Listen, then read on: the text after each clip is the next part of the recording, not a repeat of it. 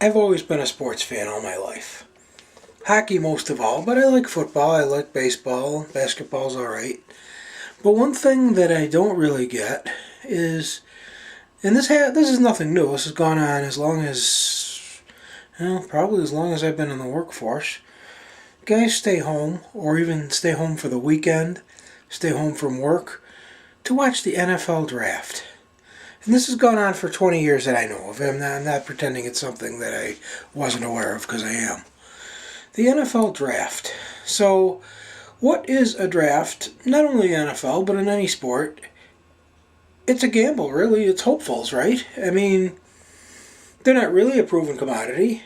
How well you do on a college level or a juniors level or on an amateur level isn't necessarily going to reflect to the NFL, the NHL, Major League Baseball, the NBA, etc., etc., etc. Okay, you could be a very good high school level player and maybe only make it to a small college. Once in a while you get some unusual story. Andre Reed was a wide receiver, most notably for the Buffalo Bills. He was a graduate of Kutztown University, which, it wasn't Harvard, it wasn't Yale, it wasn't Notre Dame. It wasn't a huge school, it wasn't even, Texas A&M or any of the UCLA, any of the known, I don't have to name every high-end college.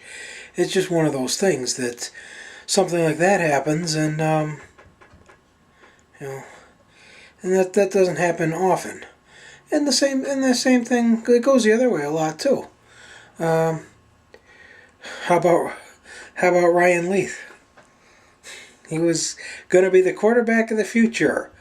Look out, Joe Montana. Move over, Joe Namath.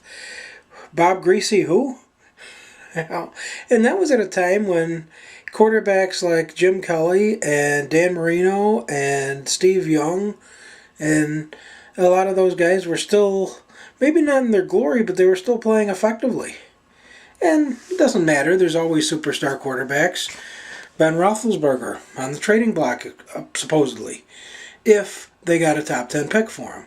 So that means a team that won a Super Bowl only a year and a half ago, well, a little less than a year and a half ago, January of '09, a team that won a Super Bowl a little over a year ago, is willing to trade their franchise quarterback, and the quarterback is the backbone of the team, of any team. They're willing to trade him for a top 10 pick, for a gamble. Now, I understand they're saying that in football, that's probably less of a gamble than in hockey because in hockey they draft you at 18 years old. You've probably only played in the juniors. They can put you on a junior team. They got 2 years to sign you, etc., etc., etc. You go back in the draft if they don't sign you. The NFL, they've been through college, so they're probably 22 or more years old when they graduate. Sometimes they're in college more than 4 years. Their major is football. Their degree might be in something else, but their major is football a lot of the time. That's not my business, and it doesn't even matter. They make it to the NFL, so be it.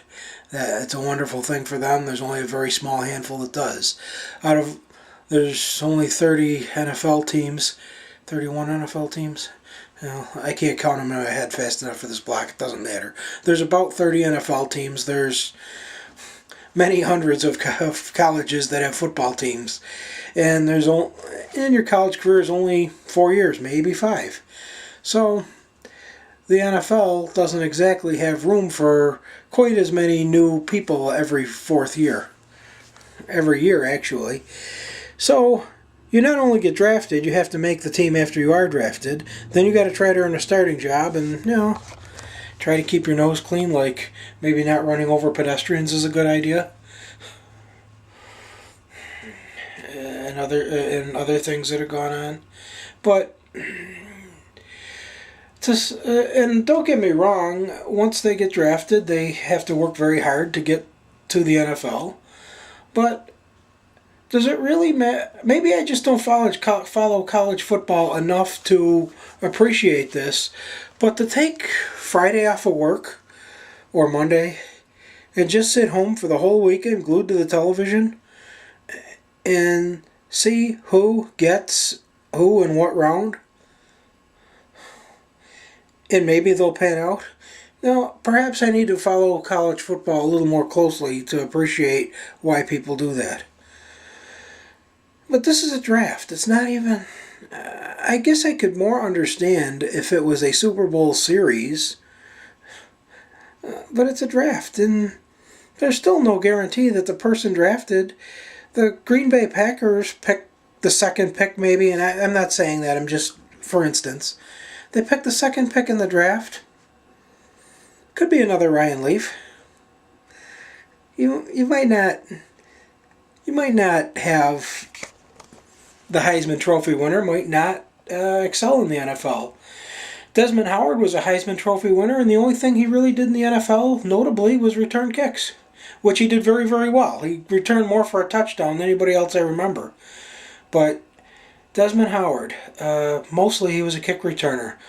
Maybe once in a very great while he'd be in the field during a offensive play, but usually not. Punt and kickoff returns, which he often returned very well, even for a touchdown.